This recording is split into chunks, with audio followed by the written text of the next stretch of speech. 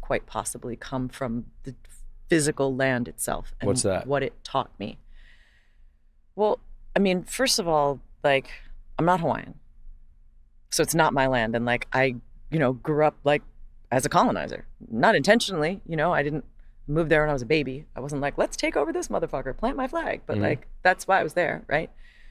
Hawaii is an occupied land. It was illegally overthrown by the US government when we all knew better. Do you know what I mean? It's not like, I'm not saying that like it was fine that it happened in 1492, but I've got friends whose grandparents were alive and great-grandparents were alive in the Hawaiian Kingdom. Right. Who were like there when they imprisoned Queen Liliuokalani in her own goddamn palace and said, we want this. We want it for the pineapples and we want it for the naval base and we're just going to take it.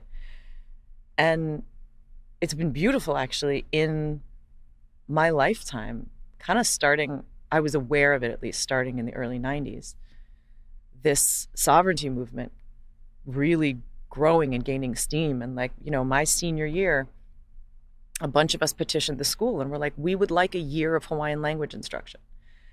And the school was like, if you can demonstrate fluency in a foreign language and take it as an elective, sure. Like, great, we'll take it. So, like, you learn about a culture through the language, and like, simple example, the word for water in Hawaiian is vai, W-A-I. The word for precious in Hawaiian is vai. It's just the word for water repeated twice, because if you live surrounded by the Pacific Ocean, you need to drink something. Fresh water is a hugely precious resource, right? And I think a huge part of who I am came from, like, we know who we are by the stories we're told, right? That's why we do what we do. We're storytellers because we can shape the narrative by the stories that we're told. We only know who we are by example, and those examples often come from stories. And the stories I was told, alongside the like, women are responsible for getting kicked out of Eden, and you can only be a mother if you've never had sex.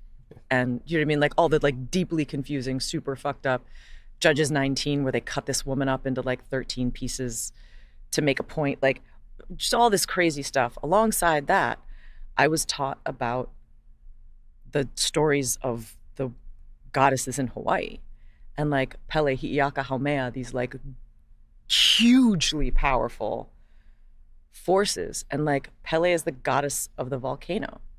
And when she gets mad, her rage creates new land.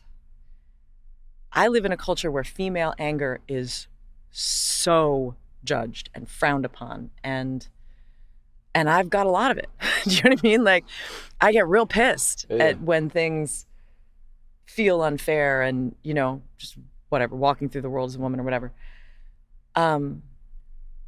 And what the stories that I grew up with teach me is that is a creative force of life. That is a creative force of the fucking universe.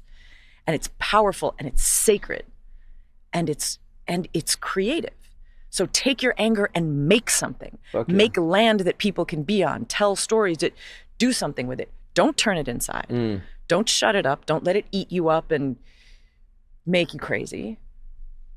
Get it out there. And if you listen to the stories, like a lot of what makes Pele angry is disrespect. She'll go in disguise as an old woman or a young woman and stand by the side of the road, and people who pull over and ask her for help, ask her if she needs help. Like the stories are like, someone will pull over and be like, do you need a ride somewhere? She'll be like, oh yes, thank you. Can you take me to wherever?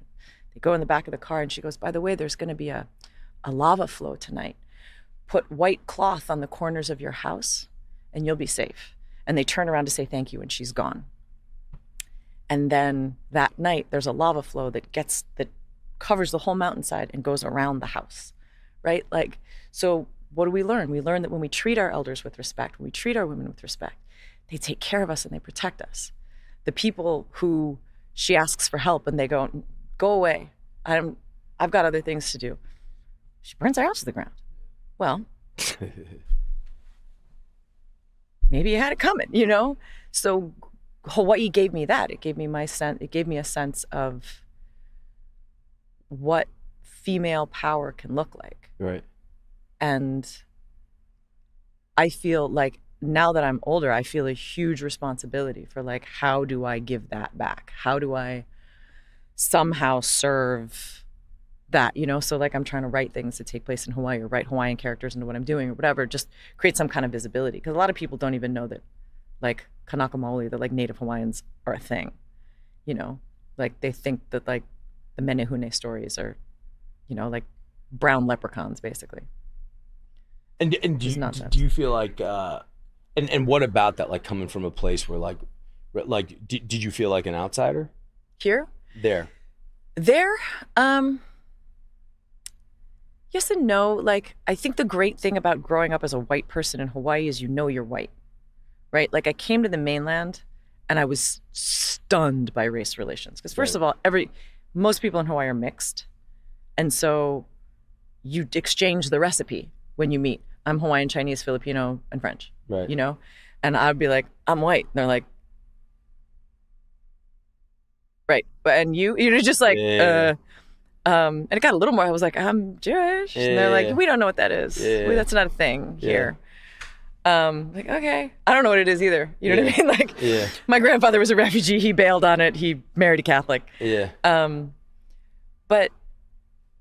But coming to the mainland, it took me a minute, but I was like, oh, these people don't know they're white. They think they're normal, which is the source of a lot of problems, because if white is normal, then what's everything else? And so, right, like now we have real problems. And so one of the big gifts of Hawaii was we were constantly talking about race with curiosity. Like you'd go to your friend's house and like, what are we eating? Like I've never seen this before, you know? And like people sit you down and they talk you through it, or they don't, you know? Like I had a sleepover at a friend's house once in 7th grade and her parents wouldn't talk to me. And I was like, okay. And she was like, sorry, I've never had a white friend here before. It's the white thing. And I was like, no, it's okay. You know, like it's gonna be a quiet sleepover, but you know, like we had a great time, you know, but like her family, and like, I get it. Your suspicion towards Haole people is fully fucking founded. Trust me, I live with some of them. You know what I mean? Like this can be a very dangerous, slippery situation. And so coming to the mainland with that was helpful, you know?